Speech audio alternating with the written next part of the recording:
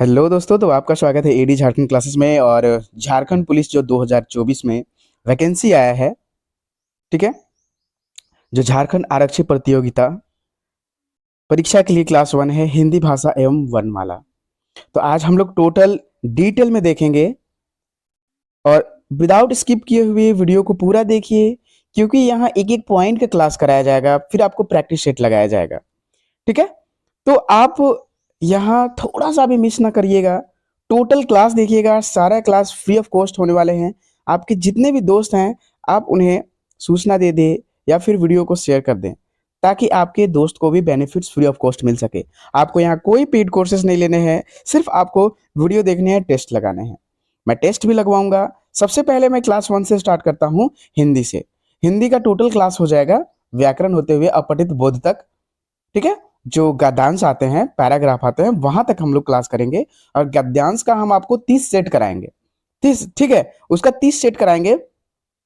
उसके बाद हम लोग एंट्री करेंगे भाग 2 यानी पेपर 2 में, पेपर 1 में। ठीक है, पेपर 1 में क्या है, वही ये भाग 2 का ही भाग 1 है।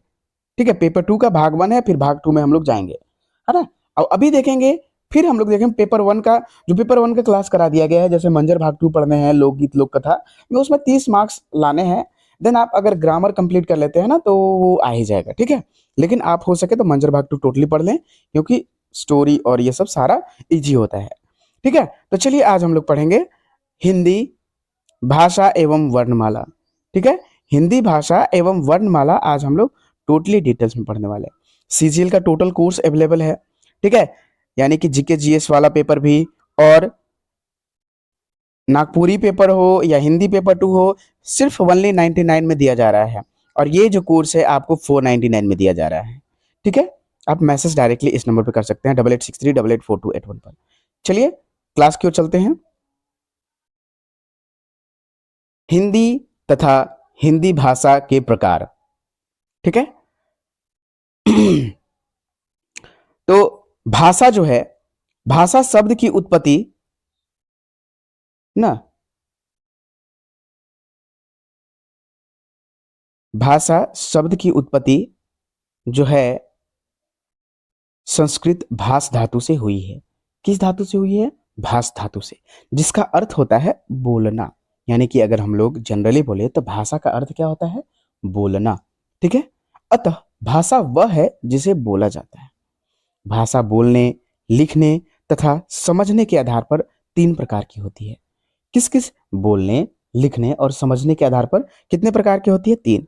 मौखिक, लिखित और सांकेतिक भाषा। कोई चिन्ह हो, ठीक है, मौखिक यानी कि मुख से बोलकर, लिखित यानी लिख से बोलकर हम समझते हैं, और तीसरा सांकेतिक भाषा, जैसे कि ये हो गया लैम्डा, ये हो गया थीटा, कोई भी एरो हो गया। इस प्रकार से सांकेतिक भाषा को हम लोग चिन्हित करते हैं। ठीक है, चलिए मौखिक भाषा में क्या क्या आती है भाई? तो मौखिक भाषा मुख्यतः मातृभाषा होती है, जो हम अपने आसपास वातावरण, परिवार तथा समाज के अनुकरण द्वारा सीख जाते हैं।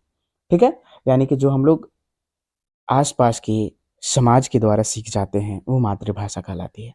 दूसरा, पत्र, लेख, समाचार पत्र, कहानी, जीवनी, तार आदि लिखित भाषा के ही उदाहरण हैं। और लिखित भाषा के उदाहरण, ये सब जीवनी, संस्मरण, कहानी, ये सब क्या है? लिखित भाषा के उदाहरण है। नेक्स्ट है पॉइंट, किसी भाषा को लिखने के लिए उसके वर्णों, शब्दों, वाक्यों तथा व्याकरण का संपूर्ण ज्ञान होना अति आवश्यक है। अगर आप कोई भाषा लिख रहे हैं ना, तो आपको ये मालूम होना चाहिए। ठीक है, आपको ये मालूम होना चाहिए कि कैसे लिखना है। ठीक है, सांकेतिक भाषा का प्रयोग मुख्यतः शारीरिक रूप से दिव्यांग व्यक्तियों के लिए होता है, जो बोल नहीं सकते, सुन नहीं सकते। ठीक है, आप ऐसे भी कर सकते हैं, जो सांकेतिक भाषा का वही प्रयोग करते हैं जो गूंगा बहरा होते हैं। ठीक है, नेक्स्ट, हिंदी भाषा का विकास कैसे और किस प्रकार हुआ था, सारे चीज आज हम लोग पढ़ेंगे। तो भारत में प्रमुखतः आर्य परिवार व द्रविड़ परिवार की भाषाएं बोली जाती हैं। उत्तर कौन कौन सी? आर्य परिवार व द्रविड़ परिवार की भाषाएं बोली जाती है। भारत, उत्तर भारत की भाषाएं आर्य परिवार की है, और दक्षिणी भारत की जो भाषा है वो द्रविड़ परिवार की है। तो उत्तरी भारत में हम लोग का आ जाता है, ठीक है, और दक्षिणी भारत में द्रविड़ परिवार में आ जाते हैं। उत्तर भारत की भाषाओं में संस्कृत सबसे प्राचीन भाषा है। जो हम लोग का है संस्कृत सबसे प्राचीन भाषा है। यही चलते हैं संस्कृत भाषा का उल्लेख कहाँ मिलता है, ऋग्वेद में मिलता है। यही हिंदी संस्कृत की ही उत्तराधिकारणी भाषा है। एक जैसे उत्तराधिकारी होता है ना, इन द सेम वे ये उत्तराधिकारणी भाषा है। ठीक है, नेक्स्ट चलते हैं। भारतीय आर्य भाषाओं को 3 कालखंडों में विभाजित किया गया है। ठीक है, जैसे कि हम बोल रहे थे भारत ये है। ठीक है, भारत ये है। अब यहाँ देखिए एन और ये हो गया एस, यानी दक्षिणी भाग, ये उत्तरी भाग हो गया। ठीक है, तो यहाँ से ऊपर हो गया उत्तरी भाग, यहाँ से हो गया दक्षिणी भाग। तो इसी प्रकार से बोला जा रहा है कि उत्तरी भाग में संस्कृत भाषा और ये है आर्य भाषा, यानी कि उत्तरी भाग में आर्य भाषा और इसमें द्रविड़ भाषा बोली जाती है। इसीलिए मैं वो समझा रहा था। तो 3 कालखंडों में आर्य भाषा को हम लोग चेंज किए। भाई हम लोग उत्तरी भारत वाला पढ़ रहे हैं ना, तो वही पढ़ेंगे ना। ठीक है, तो ये हो गई कि आर्य भाषा को 3 भागों में बांटा गया है। कौन कौन सा? प्राचीन आर्य भाषा जो 1500 ईस्वी पूर्व से 500 ईस्वी पूर्व तक, ये बहुत क्वेश्चन पूछता है, ये इंपॉर्टेंट नोट कर लेंगे। ठीक है, मध्यकालीन भारत आर्य भाषा 500 ईस्वी पूर्व से 1000 ईस्वी तक। यहाँ ईस्वी पूर्व है, यहाँ ईस्वी है, समझ में आ रहा है ना। यही आधुनिक भारतीय आर्य भाषा चलते हैं 1000 ईस्वी से अब तक, मतलब वर्तमान तक। नेक्स्ट हम लोग में 4 वेद है, ऋग्वेद, यजुर्वेद, सामवेद, अथर्ववेद। और देखिए नेक्स्ट है ब्रह्म ग्रंथ, उपनिषद। प्राचीन भारतीय आर्य भाषा के ही काल के हैं ये। जितने भी उपनिषद है और ब्राह्मण ग्रंथ है, ये सब कहाँ है? प्राचीन भारतीय आर्य भाषा काल के ही है। नेक्स्ट ऋग्वेद संस्कृत का प्राचीन ग्रंथ है। ऋग्वेद जो है प्राचीन का क्या है? संस्कृत ग्रंथ है, संस्कृत का प्राचीन ग्रंथ है। ठीक है, चलिए अब हम लोग मध्यकालीन देखेंगे कि मध्यकालीन आर्य भाषा काल में भी 3 भाषाएं विकसित थी। कौन कौन सा? पाली, मतलब मध्यकाल में कौन कौन सी भाषा जो विकसित थी वो चीज हम लोग जानेंगे। पाली भाषा कब से कब तक? 500 ईस्वी पूर्व से 1 ईस्वी तक। प्राकृत भाषा दूसरा जो है 1 ईस्वी से 500 ईस्वी तक। अपभ्रंश भाषा जो हुई 500 ईस्वी से 1000 ईस्वी तक हुआ। ठीक है, नेक्स्ट पाली भाषा। ये जो पाली भाषा है ना, बौद्ध धर्म की भाषा है। पाली भाषा कहाँ की भाषा है? बौद्ध धर्म की भाषा है, जिसका एक अन्य नाम मागधी भाषा भी कहते हैं, यानी कि पाली भाषा को ही मागधी भाषा कहा जाता है। समझ में आ रहा है ना। बौद्ध साहित्य पाली भाषा में ही रचा गया है। जो बौद्ध साहित्य है, बौद्ध धर्म का बौद्ध साहित्य, ठीक है, ये पाली भाषा में है। त्रिपिटक, त्रिपिटक की रचना भी पाली भाषा में ही हुआ है, यानी कि मागधी भाषा भी बोला जा सकता है। जैसे कि त्रिपिटक या सूत पिटक, विनय पिटक, अभिधम्म पिटक, इस प्रकार से हैं त्रिपिटक। ठीक है, जैन साहित्य जो है, जैन धर्म के लोग, जैन साहित्य प्राकृतिक भाषा में रचा गया है ना। जैन धर्म के जैन साहित्य कौन सी भाषा में रचा गया है? प्राकृत भाषा में। और यही बौद्ध धर्म का बौद्ध साहित्य कौन सी भाषा में रचा गया है? पाली भाषा में। ठीक है, पाली भाषा में रचा गया है। पाली प्राकृत भाषा के अब देखिए प्रमुख प्रकार हैं कौन कौन से? शौरसेनी प्राकृत भाषा, महाराष्ट्रीय प्राकृत भाषा, मागधी प्राकृत भाषा, पैसाची प्राकृत, अर्धमागधी प्राकृत। ठीक है,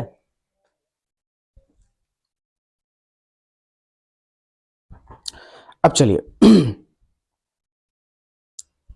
नेक्स्ट चलते हैं हम लोग। अपभ्रंश भाषा का स्वरूप क्या होता है? तो अपभ्रंश भाषा मध्यकालीन आर्य भाषा की तीसरी अवस्था है। हमेशा याद रखेंगे, अपभ्रंश भाषा जो है मध्यकालीन, यानी कि मध्यकालीन आर्य भाषा की तीसरी अवस्था है। कहाँ? ये हम लोग देखे थे। ठीक है, यहाँ देख लीजिए, तीसरी अवस्था कहने का अर्थ है ये कि तीसरी स्थान पर है। ठीक है, 1 2 3, समझ में आया? चलिए ठीक है, तो ये तीसरी अवस्था में है, तीसरी स्वरूप में है।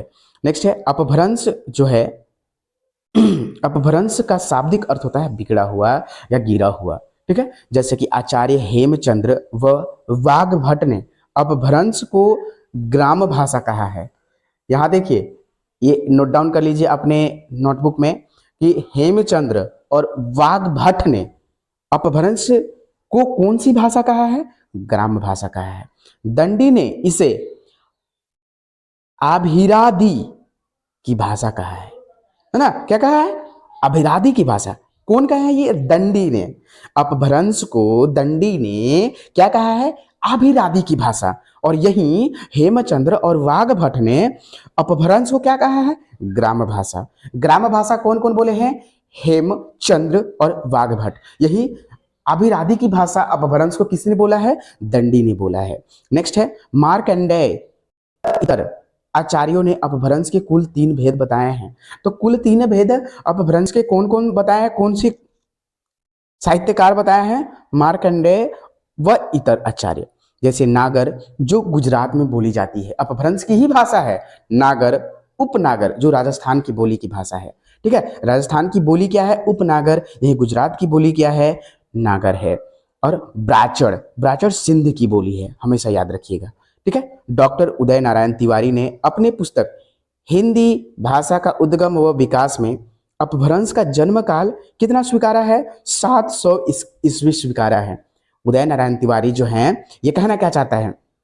क्या चाहते हैं ये उदय नारायण तिवारी अपने पुस्तक में क्या बोले हैं? हिंदी भाषा का उद्गम व विकास, वो इनकी किताब है, यानी कि हिंदी भाषा का उद्गम व विकास जो है किसकी बुक है? किसकी पुस्तक है? डॉक्टर उदय नारायण तिवारी की। ठीक है, अब यहां देखिए इनका जो है अपभ्रंश का जन्म काल कब स्वीकारा है? 700 ईस्वी तक।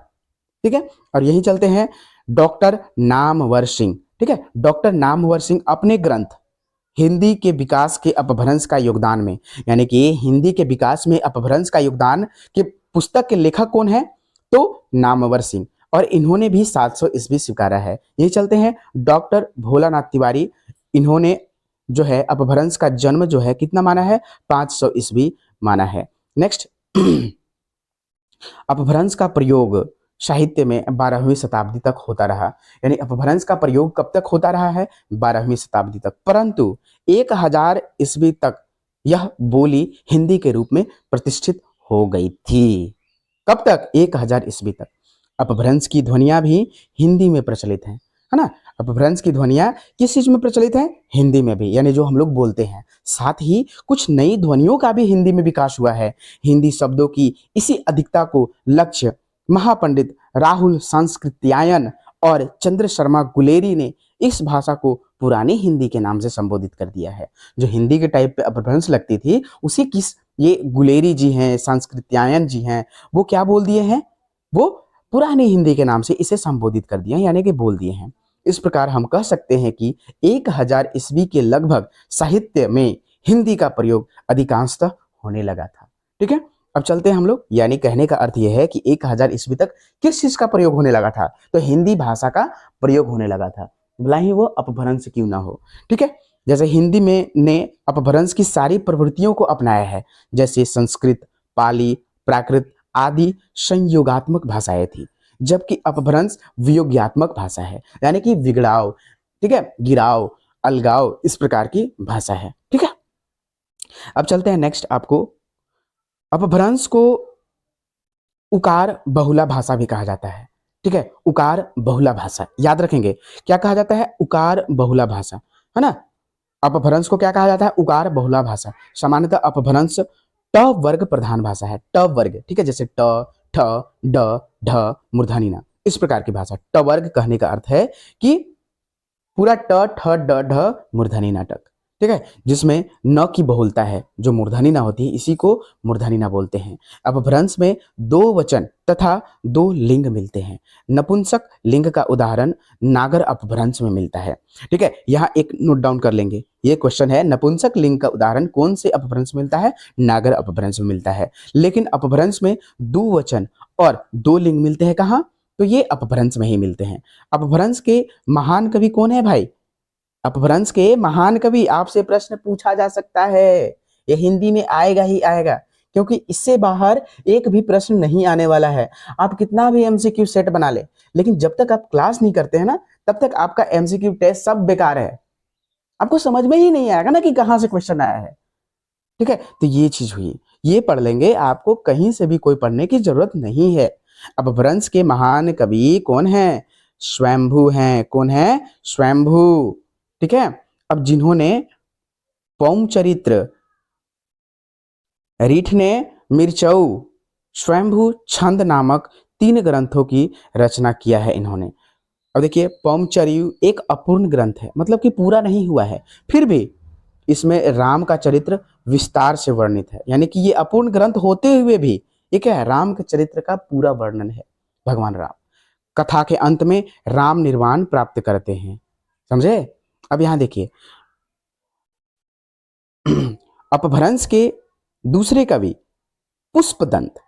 प्रथम कवि कौन है? महान कवि कौन है? स्वयंभू। दूसरे कवि कौन है? पुष्पदंत, जो 10वीं शताब्दी में आए थे।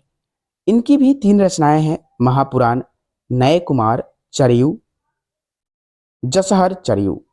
ठीक है। अपभ्रंश के तीसरे प्रमुख कवि कौन है? धनपाल। ठीक है। कौन है? धनपाल, जो 10वीं सदी में भविष्य कथा, ठीक है, भविष्यता कहा की रचना की थी। अब अपभ्रंश साहित्य में समर्थ कवियों के अबुल रहमान का नाम आता है। अपभ्रंश साहित्य के समर्थ कवियों में किसका नाम आता है? अबुल रहमान। ठीक है, अबुल रहमान। अब यहां देखते हैं जिन्होंने संदेश रासक लिखा था। संदेश रासक किसकी लिखी हुई पुस्तक है? तो अब्दुल रहमान का। ठीक है। अब देखते हैं संदेश रासक एक खंड काव्य है। आपसे पूछेगा कि संदेश रासक एक क्या है? संदेश रासक एक खंड काव्य है जिसने विक्रमपुर की वियोगिनी की विरह की कथा है। विक्रमपुर की एक वियोगिनी की कथा है जिसमें कन कामर मुनि की करंगू चरित अपभ्रंश काल की प्रसिद्ध रचना है ये। ठीक है। अपभ्रंश काल की कुछ अन्य रचनाएं निम्न तालिका में दी गई है, इसे एकदम रट लेंगे क्योंकि प्रश्न कहीं से भी पूछा जा सकता है। जैसे शब्दानुशासन प्राकृत व्याकरण है, किनके द्वारा लिखी गई है? जैन आचार्य हेमचंद्र के द्वारा। प्रबंध चिंतामणि ये किनके द्वारा लिखा गया है? मेरी तुंग के द्वारा। नेक्स्ट प्राकृत पैंगलम किनके द्वारा लिखा गया है? लक्ष्मीधर के द्वारा। राउल वेल ये किनके द्वारा लिखा गया है? रोडा के द्वारा। यही संदेश रासक अब्दुल रहमान के द्वारा लिखा गया है। ठीक है। नेक्स्ट चलते हैं। आपको पाहुड़ दोहा कौन लिखे हैं? पाहुड़ दोहा, दोहा राम जी का ही होता है, इसलिए राम सिंह आप याद कर सकते हैं। उपदेश रसायन रास, ना ये रसायन रास। अब देखिए सुर में रस होता है, जब सुर लगाइएगा तो रस होगा। देन यहां क्या है? उपदेश रसायन रास, यानी कि जिन दत्त सूरी, सुर सुर। ठीक है। और कीर्तिलता और कीर्ति पताका, कीर्ति पताका और कीर्तिलता किसकी मतलब इसका लेखन कौन किए हैं? विद्यापति जी किए हैं। ठीक है। जब आपके पास विद्या होगा तभी आप कोई कुछ रचना कर सकते हैं, उसका कृति कर सकते हैं। ठीक है। इसका एक ट्रिक मैं सारा बता दे रहा हूं। श्रावकाचार, देखिए देवसेन, श्रावकाचार के लेखक कौन है? तो श्रावकाचार के लेखक देवसेन है। अब देखिए मुक्तक रचनाएं में कौन है? मुक्तक रचनाएं के लेखक कौन है? तो सरहप्पा, यानी कि सरहपाद। ठीक है। डॉक्टर सुनीति कुमार चटर्जी एवं बहुत से अन्य भाषाविदों ने अपभ्रंश को भारतीय आर्य भाषा के विकास की स्थिति माना है। देखिए बहुत से ऐसे भाषाविद हैं जैसे कि डॉक्टर सुनीति कुमार चटर्जी, इन्होंने भी ये माना है कि अपभ्रंश जो है भारतीय आर्य भाषा के विकास की एक स्थिति माने हैं। अपभ्रंश भाषा से ही हिंदी की विभिन्न बोलियों और भाषाओं का विकास हुआ है, जिनका उल्लेख निम्न प्रकार है। देखिए कैसे हैं। सौर सेनी अपभ्रंश जो कहाँ कहाँ बोली जाती है? पश्चिमी हिंदी इसको कहा जाता है, मतलब कि विकसित हुई है। राजस्थान में, गुजराती में इस प्रकार से बोली जाती है। पैसाची अपभ्रंश से जैसे पंजाबी भाषा लहंदा, ब्राचड़ भाषा में सिंधी। ठीक है। खस अपभ्रंश से क्या हुई है? पहाड़ी भाषा ये है, निर्मित हुई है। महाराष्ट्रीय अपभ्रंश मराठी, जो मराठी भाषा है उससे उत्पन्न हुई है। मराठी अपभ्रंश से अर्धमागधी पूर्वी हिंदी, हम लोग का जितनी है अर्धमागधी भाषा है। मागधी अपभ्रंश जैसे बिहारी, उड़िया, बंगला, असमिया। ठीक है। जैसे कि हम लोग का यहाँ पलामू में भी इधर जो है मागधी भाषा है। हिंदी की बोलियों का वर्गीकरण तथा क्षेत्र क्या क्या है भाई, इसे देख लेते हैं। तो हिंदी भारत के बहुसंख्यक लोगों की भाषा होने के साथ विश्व की तीसरी सबसे अधिक बोली जाने वाली भाषा है। हिंदी का प्रयोग क्षेत्र बिहार, उत्तर प्रदेश, छत्तीसगढ़, झारखंड, उत्तराखंड, हरियाणा, हिमाचल प्रदेश, दिल्ली, राजस्थान व मध्य प्रदेश है। ठीक है, और इससे पढ़ने से पहले ये पढ़ लेते हैं। हिंदी भाषा क्षेत्र में कुल 5 उपभाषाएं हैं और 17 बोलियां सम्मिलित है। 5 और 17, ठीक है, 5 और 17 याद रखेंगे। नेक्स्ट है, ये चीज देख लीजिए, हिंदी की प्रमुख बोलियां। पहला है पश्चिमी हिंदी, पूर्वी हिंदी, राजस्थानी, पहाड़ी। तो देखिए यहाँ जो है पश्चिमी हिंदी में खड़ी बोली, ब्रजभाषा, बुंदेली, हरियाणवी, कन्नौजी, इस प्रकार से बोली जाती है इतनी भाषाएं। पूर्वी हिंदी में कौन कौन सी? अवधी, बघेड़ी, छत्तीसगढ़, ठीक है, जो हम लोग का अवधी। राजस्थान में मारवाड़ी, जयपुरी, मेवाती, मालवी। नेक्स्ट है पहाड़ी में गढ़वाली और कुमाऊनी। इस प्रकार चले अब हम लोग पश्चिम हिंदी में। पश्चिम हिंदी का वर्गीकरण निम्नलिखित रूप से किया जा सकता है, जैसे खड़ी हिंदी, इस बोली को हिंदुस्तानी सर हिंदी बोलचाल की हिंदुस्तानी खड़ी बोली, कौरवी आदि नाम दिए गए हैं। सुनीति कुमार चटर्जी ने जनपदीय हिंदुस्तानी कहते हैं। ये जो है पश्चिमी हिंदी को खड़ी बोली को क्या कहते हैं? जनपदीय हिंदुस्तानी। और कौरवी या खड़ी बोली रामपुर जो है, मुरादाबाद, बिजनौर, मुजफ्फरनगर, मेरठ, सहारनपुर, देहरादून के मैदान भाग, अंबाला, पूर्वी भाग में पटियाला में यह बोली जाती है खड़ी भाषा। अब देखिए ब्रज भाषा कहाँ बोली जाती है? मथुरा, आगरा जो है, अलीगढ़, बरेली, बदायूं, मैनपुरी, एटा, हाथरस, धौलपुर, भरतपुर जिले में ब्रज भाषा बोली जाती है और यहीं से इनका ये भी होता है निर्माण भी। बुंदेली भाषा कहाँ बोली जाती है भाई? तो बुंदेला राजपूतों का प्रदेश होने के कारण इस क्षेत्र का नाम बुंदेलखंड पड़ा है। ठीक है, अब यहाँ देखिए बोली बुंदेलखड़ी या बुंदेली कहलाती है। जो बोली बोली जाती है बुंदेली या फिर बुंदेलखड़ी कहलाती है।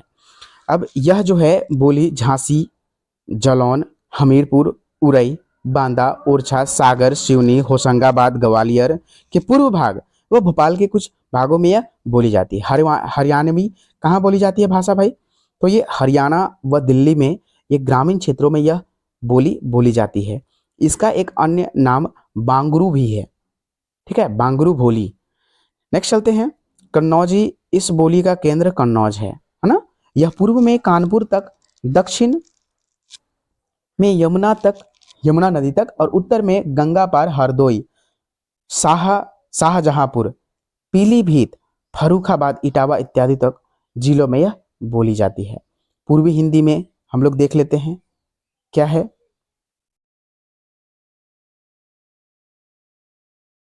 ठीक है, पूर्वी हिंदी में जैसे कि पूर्वी हिंदी का वर्गीकरण उनके क्षेत्र का प्रयोग के आधार पर निम्न रूप से किया गया है।